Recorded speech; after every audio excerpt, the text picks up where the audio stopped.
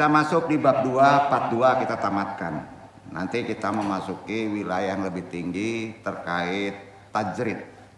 Zaman sekarang dengan kuatnya ilmu logika, kan kuat nih. Bener kan? Kuat kali ilmu logika sekarang. Bahkan spiritual bisa disisihkan. Memang terkadang akhirnya ada pergeseran makna pada sebuah kata yang diserap ke dalam bahasa kita karena kuatnya logika. Ya, jadi ada pergeseran kata yang menjadi gak benar. Itu gunanya thalibul ilmi ke dalam bahasa kita, apalagi terkait perkara mana syirik dan musyrik. Ya, tadi kan dijelaskan yang syirik membaca raja garis tangan. Orangnya musyrik kalau membaca itu. Tapi kalau tadabbur itu pahala, kebaikan, dapat ilmu, paham? Paham ya? Dan mana yang tadabbur yang menjadi ilmu? Perhatikan tuh, maka perlu thalibul ilmi, enggak main pukul rata aja. Nah, ini mesti dijelaskan secara benar, itu gunanya taklim. Sepakat? Nah, mesti dijelaskan secara benar. Contoh, panci, tahu panci? Sampai memasak, panci. Panci itu bahasa Balando, Ikhwan. Panci itu bahasa Belanda. Ya, bahasa awak, wajan. Ya, berbeda bentuknya dengan panci yang ditemui di negara kita. Beda. Itu pergeseran kata. Dalam bahasa Arab, ziarah. Bahasa Arab ya, ziarah itu apa? Berkunjung secara umum. Sanak saudara, berkunjung ke mall, berkunjung ke kolega, itu ziarah. Ya. Di nagari awak identik apa? Ziarah. Berkunjung ke Tunggul Hitam, kuburan. Betul nak? Atau ditalimi dulu. Demikian pula pergeseran makna kata syirik dan munafik. Halo. Supaya paham nanti kenapa berbeda antara membaca tadabbur dengan membaca meramal. Itu penting. Nah, begitu juga antara syirik dan iri hati. Kalau syirik, iri hati itu kaitannya dengan syirik, tidak pakai y. Syirik, iri hati itu. Syirik kamu mah. Jangan disamain dengan syirik. Duduk.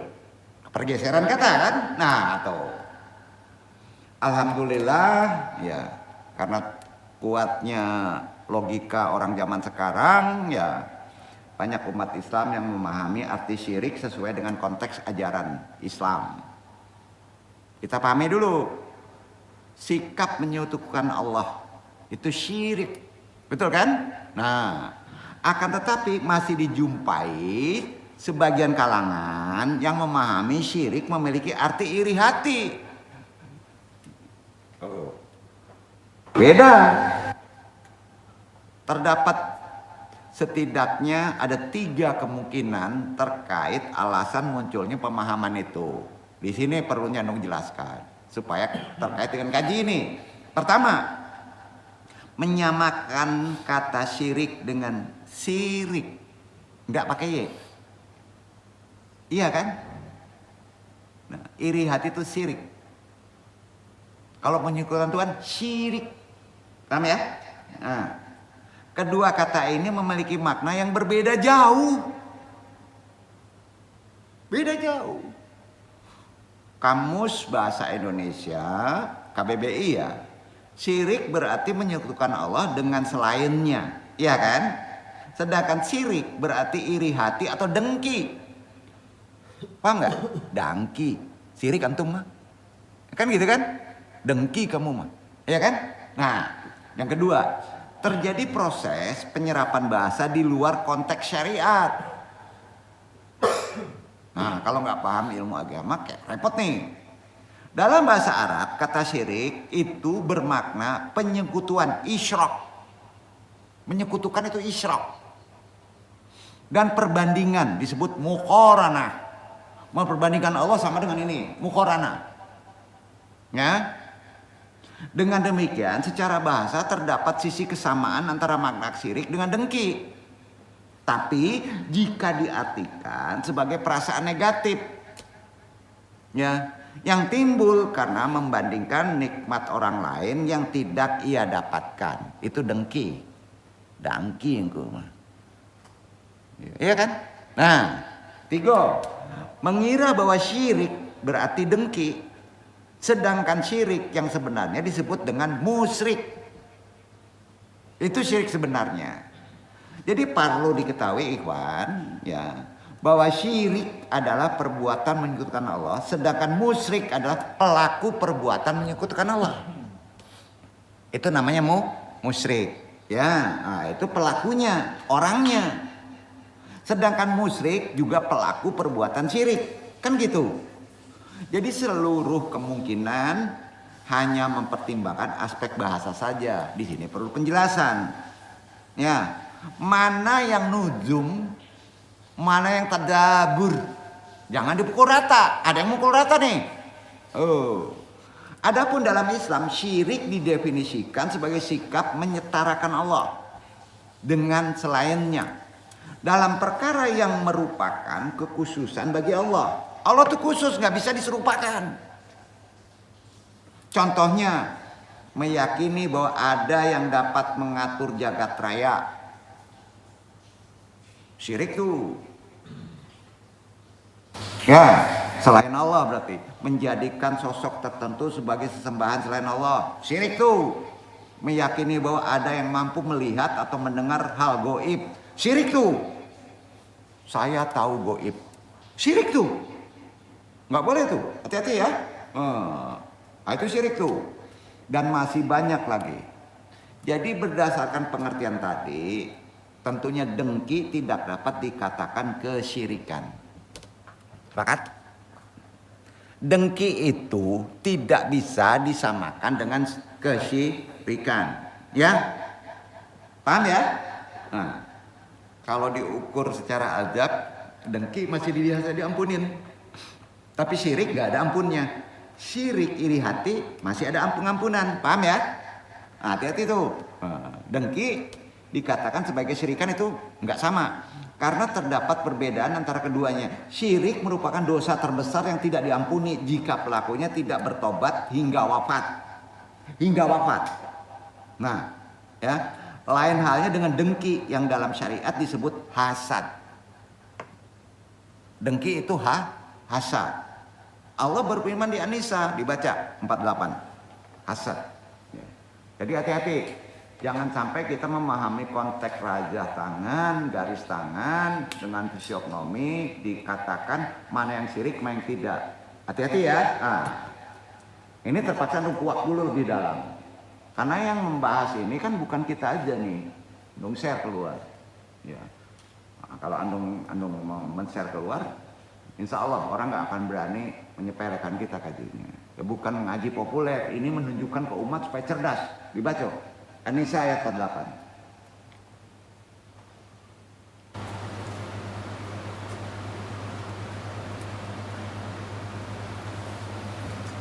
Inna Allah la yaghfiru an yashraka bihi wa yaghfiru ma duna dzalika liman yasha wa man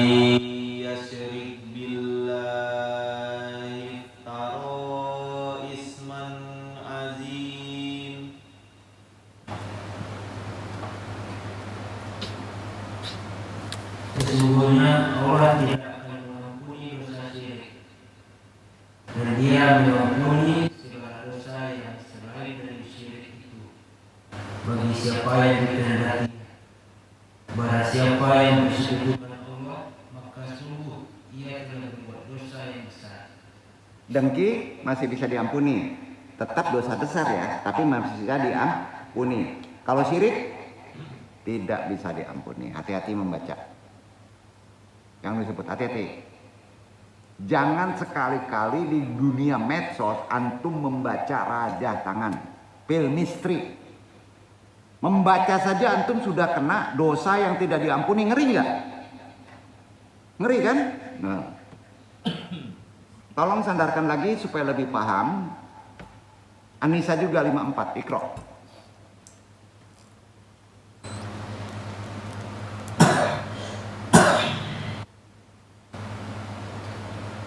Am yahsudunan nasa ala ma atahumullahu min fadlih faqad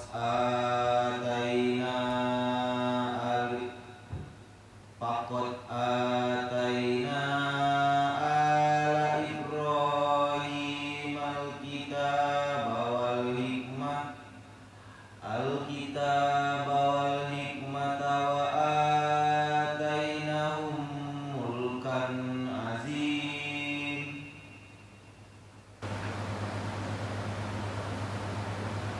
Ataukah mereka rinci kepada manusia Muhammad antara karunia yang Allah telah berikan kepadanya? Sesungguhnya kami telah memberikan kitab dan hikmah kepada keluarga Ibrahim dan kami telah memberikan kepadanya kerajaan yang besar. Itu ayat berapa? 54. 54. Ulaika ladzina la'annahumullah wa may yal'anillahu falan tajida lahu nasira.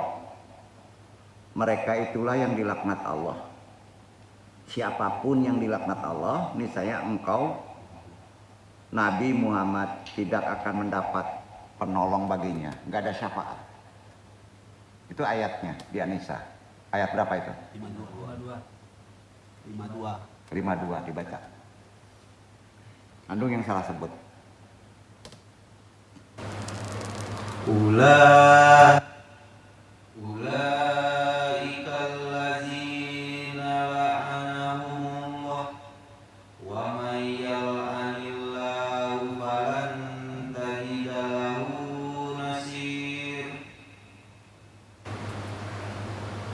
Mereka itulah orang yang dikutuki Allah. Barang siapa yang dikutuki Allah, niscaya kamu sekali-kali tidak akan memperoleh penolong baginya.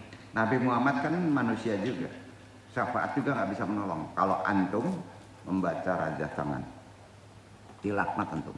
Hati-hati dunia sekarang, banyak sekali orang meramal tahun 2025, ya. Antum percaya itu langsung antum dilaknat, syafaat nggak masuk. Kebayang nggak tuh? Makanya dong jelaskan. Harus diilmui mana yang boleh tadabbur atau meramal. Meramal kadang-kala di modern kan sekarang, bro. Hati-hati tuh. Cuaca lah, ini masa depan politik Indonesia begini. Nggak bisa ke depan itu dipahami oleh kita. Paham ya? Itu nafiin aja. Gimana cara kita memberesin itu? Kita sendiri yang mesti paham ilmunya. Karena intinya ancamannya dilaknat, syafaat nggak bisa. Banyak orang sial hidup kayak gitu. Hati-hati ibu-ibu kita, istri kita membaca ini. Oh, udah. Risalah andung ini bola lo. Nggak keren gitu. Wah, risalah dunia nano-nano dia yakinin. Nah, kena laknat antum, bukan andung cari promosi. Ya, paham ya? Udah paham ya? Andung tidak cari dukungan. Bener nggak ayatnya tuh? Ya, tolong beresin. Ya. Dengan demikian, dengki merupakan dosa, walaupun besar, tapi bisa dimaafkan. Namun bukan kesyirikan. Dengki biasa aja, masih bisa dimaafin. Tapi ingat, dengki itu dosa besar loh. Sehingga para pendengki apabila tidak bertobat, nasibnya di akhirat cepat diampuni maupun tidak itu sesuai kehendak Allah, tergantung amalan antum. Tobatnya gimana? Ya cepat istighfar. Beda lagi kalau menyembunyikan sisi buruk. Tahu sisi buruk? Beda lagi tuh. Sisi buruk kita sembunyikan. Itu yang disebut munafik. Paham? Iya kan?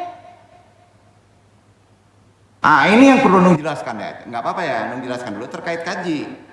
Ya, nanti kaitan kajinya dengan kearifan lo. Ya, gini. Menyembunyikan keburukan itu munafik. Banyak yang mengartikan munafik sebagai sikap muka dua. Betul, betul, bermuka dua. Mukonyo ampe duo saja lah balayo. Lain depan, lain belakang. Munafik dalam bahasa Arab berarti orang yang memiliki sifat, syariatnya betul, nifak. Itu munafik. Orang yang punya sifat nifak itu bisa dilihat dari jarinya. Nanti dong sambung dikit, ya. Halo, di mana kalau tunjukin ini yang sifat nifak? Nah kalau ada, amalin. Kan tadi disebut. Anu pancing nih, bukan anu aja. Interaksi. Kira-kira letak menyembunyikan sesuatu itu di jari di mana tunjukkan?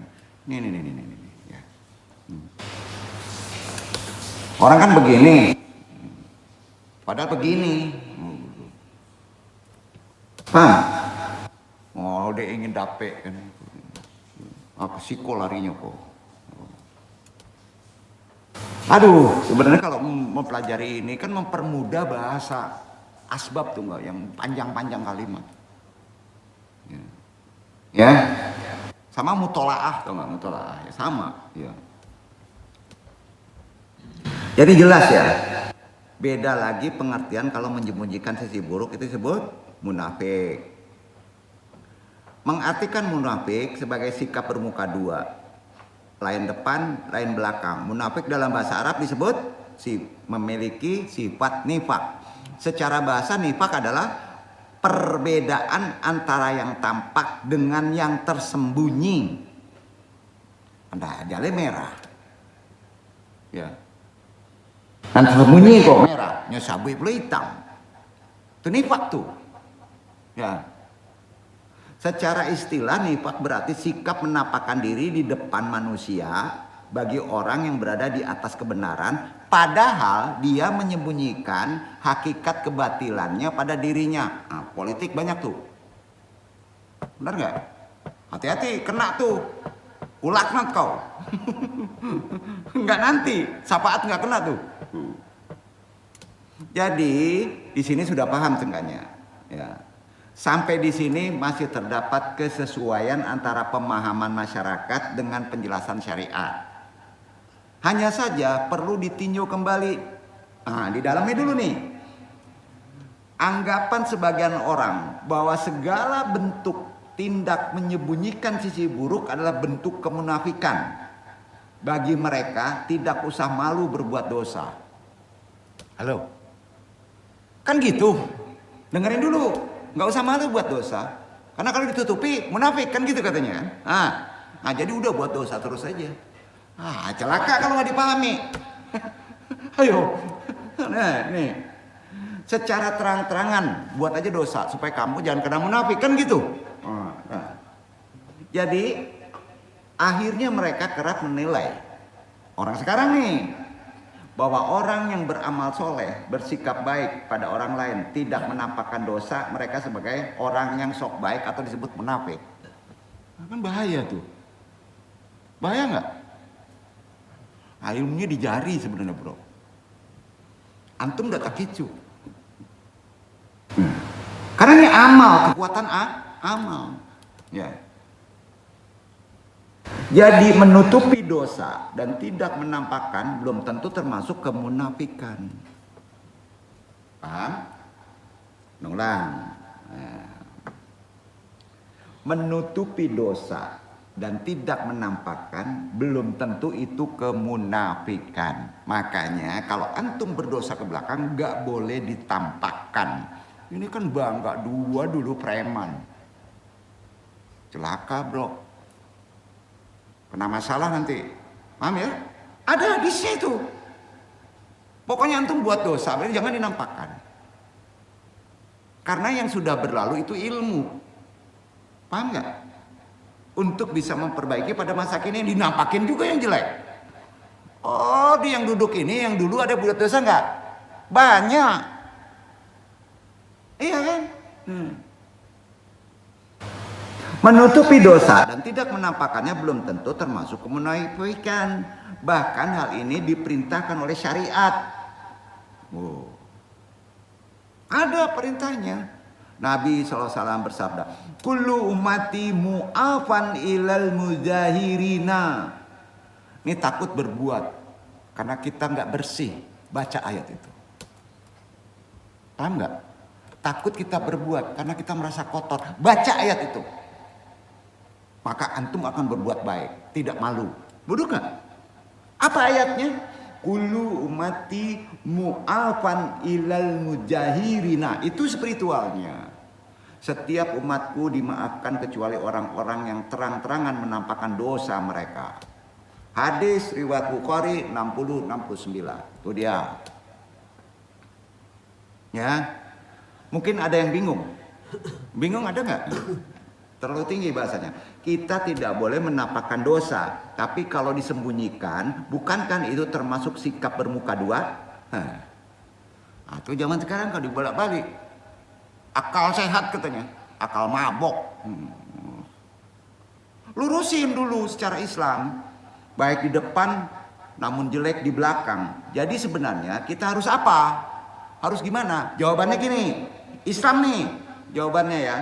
Tentu saja kita baik di depan maupun di belakang. Di depan baik, di belakang orang lain juga baik. Tidak ada pilihan lain, kan gitu. Memang benar bahwa setiap orang pasti punya dosa. Punya dosa, benar. Iya kan? Kemana-mana bawa kotoran kok. Iya kan? Ulama dibawa kotoran. Ya. Namun coba kita bedakan dua kondisi. Pertama, menyembunyikan dosa semata untuk menjaga citra positif di depan orang lain. Positif nggak? Ulang. Pertama ya. Pertama nih. Menyembunyikan dosa semata-mata untuk menjaga citra positif di depan orang lain. Berarti tarbiyah. Bagus. Jangan sandarkan dengan munafik dong. Betul kan?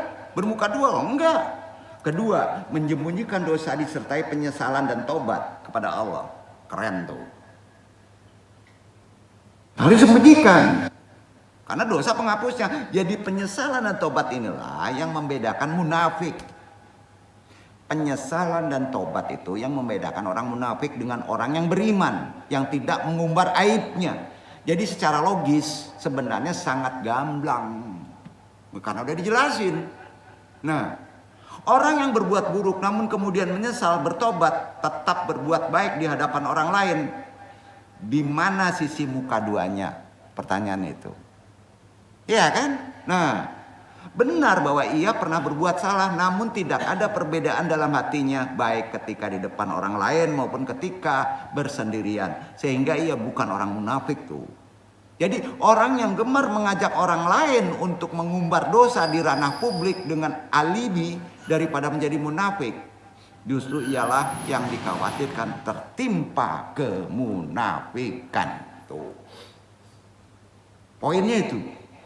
Di depan orang lain mereka seakan peduli. Wih, saya ini peduli. Sayang dengan anak yatim. Dan tidak ingin orang menjadi munafik. Padahal di dalam relung hatinya ia ingin bebas berbuat dosa tanpa teguran sosial. Ngeri nggak? Ingin dosanya tak lagi dianggap aib. Ingin perbuatan buruknya dinormalisasi agar bisa dilakukan tanpa beban di tengah masyarakat yang masih menyadari kebaikan nilai-nilai syariat. Karenanya mengenal inti hidup pelajari ciptaannya, baik di diri kita, alam semesta maupun hewan. Inti hidup, jangan ditinggalkan. Renungi, baca, pikirkan, tanya ahlinya. Itu mempelajarinya. Karenanya mengenal inti hidup menimbang bahwa makna syirik dan munafik yang dipahami masyarakat sudah diserap ke dalam kamus bahasa kita, maka kita perlu menyesuaikan konteks pembicaraan ketika menyebutkan dua kata ini. Untuk membedakan konteks tertentu perlu ilmu, perlu talim yang dapat melalui proses belajar agama. Kita perlu meluangkan waktu untuk kembali memahami dasar-dasar agama, inti hidup ini. Apakah selama ini kita mengenalnya melalui proses belajar yang runut dengan niat mengamalkannya? Ataukah selama ini kita belum benar-benar mengenal agama? Jujur, kecuali hanya mengalir begitu di sela-sela urusan dunia kita, entah yang kita pahami selama ini benar atau sebaliknya. Mudah-mudahan Allah memberi taufik kepada kita semuanya. Dalam akidah Islam, garis tangan itu tidak ada kaitannya dengan nasib. Garis tangan kita nggak ada kaitannya dengan nasib, nggak. Dan masa depan nggak ada. Kalau ada orang mengaku bisa membacanya, ketahuilah bahwa orang itu sedang melakukan dosa dan dusta. Namun dibantu oleh setan yang terkutuk. Itu dibantu membaca ini aja masuk tuh sifat jelek, asik, dibisikin tuh. Itu masuk tuh setan.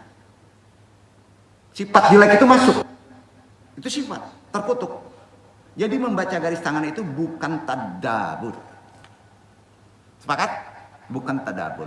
Tapi kalau membaca panjang pendek tangan dengan gerakan itu salah satu bagian dari ilmu firasat yang orang modern menyebutnya ilmu fisiognomi. Sedangkan membaca garis tangan ya sebenarnya bagian dari tindakan syirik. Hati-hati, bedanya sangat tipis. Paham sampai di sini Ikhwan? Paham ya? Sebelum menutup kita pahami sedikit. Ya, dalam bahasa Arab dikenal dengan istilah arrafah. Membaca garis tangan itu arrafah.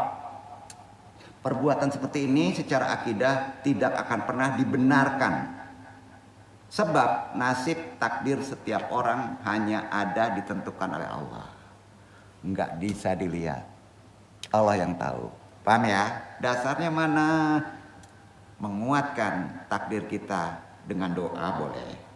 Dengan doa, Allah yang menentukan. Baca Al-Hijr 16, 17, 18.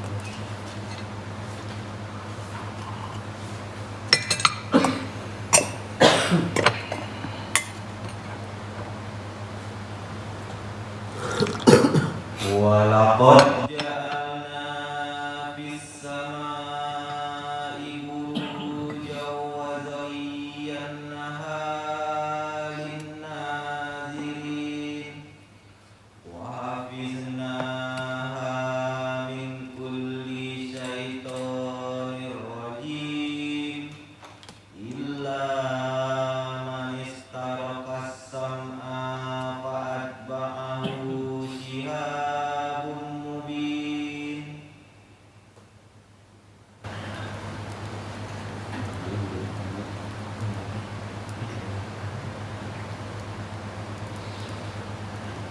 Dan sesungguhnya kami telah menciptakan gugusan bintang-bintang di langit, dan kami telah menghiasi langit itu bagi orang-orang yang memandangnya, dan kami menjaganya dari tiap-tiap setan yang terkutuk,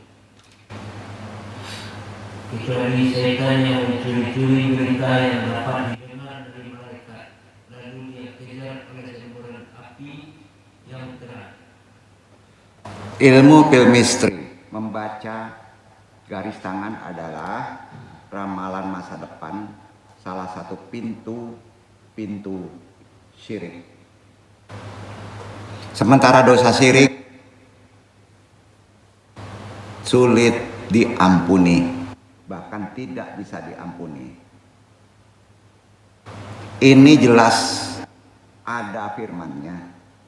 An-Nisa 48 tadi udah disebut, sesungguhnya Allah tidak akan mengampuni dosa syirik dan Dia mengampuni dosa-dosa selain itu.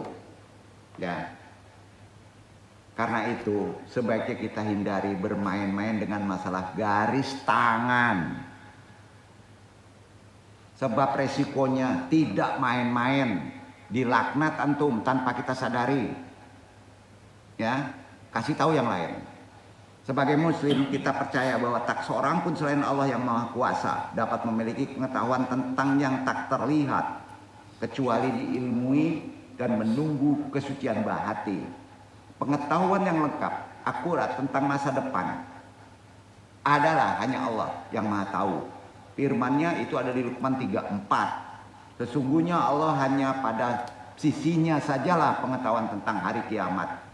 Itu sudah mutlak takdirnya, Allah yang tahu. Palmistry atau meramal garis tangan bukanlah ilmu. Sekali lagi, fisiognomi ilmu, palmistry bukan ilmu. Hanya berdasarkan dugaan spekulasi tentang masa depan tanpa dasar ilmiah. Logikanya gitu, nggak ada dasar ilmiahnya. Anu kuatkan lagi, anu bukan mengecilkan, meluruskan. Islam menentangnya, sama halnya ia menentang semua bentuk takhayul, praktek-praktek irasional. Ada begitu banyak penyakit yang berhubungan dengan seni ramal tanpa tangan, telapak tangan, bukan telapak tangan. Seni disenikan melahirkan kemalasan, betul kan? Akhirnya malas, mendorong menipu, mengeksploitasi orang supaya mudah tertipu. Ya kan? Salah satu doa Nabi untuk menghilangkan itu kalau membaca dan timbul rasa di hati kita, doanya gini. Allahumma inni a'udzubika minal azzi wal kasali wal jubni wal bakhli. Ya Allah, aku berlindung kepadamu dari ketidakberdayaan, kemalasan, pengecut dan kekikiran. Orang yang sampili itu penyakitnya itu tadi, terseret dengan bahasa-bahasa tahayul. Hadis riwayat Bukhari. Juga juga bersabda Nabi, man ata'arafan fasa'alahu an syai'in tsumma sadaqahu fa innahu la yusolli arba'ina yauman. Siapapun yang pergi ke peramal dan bertanya masa depan tentang sesuatu, kemudian percaya walaupun hanya di hati, pada kata-kata itu ditolak doa antum selama 40 hari. Hadis riwayat Muslim. Juga prakteknya Rasulullah bersabda, man ata arafan min kafin wa qaru'u tarruta wa khairuhuma fasadaqahu biqaulihi faqad kufara bima unjila ala Muhammadin ayil Quran. Siapapun yang mengunjungi seorang peramal ya dan membacanya atau meyakininya atau di hatinya timbul rasa percaya, termasuk para palmis, pembaca Taurat, Taurat ya, kartu Taurat ya, nah, dan percaya pada itu, berarti antum membantah apa yang diungkapkan Muhammad dari hadis dan apa yang difirmankan Al-Quran. Semoga Allah menjadikan tangan kita saksi kebaikan. Semoga Allah menjadikan setiap amal yang kita lakukan menjadi pemberat kebaikan di mizan timbangan. Nanti kita, yang terpenting adalah semoga Allah membantu kita menjaga keimanan kita terhadap tindakan yang merusak, menghilangkan, dan dengan cara apapun. Amin amin ya robbal alamin. Wabillahi taufiq hidayah. Banyak maaf. Wassalamualaikum warahmatullahi wabarakatuh.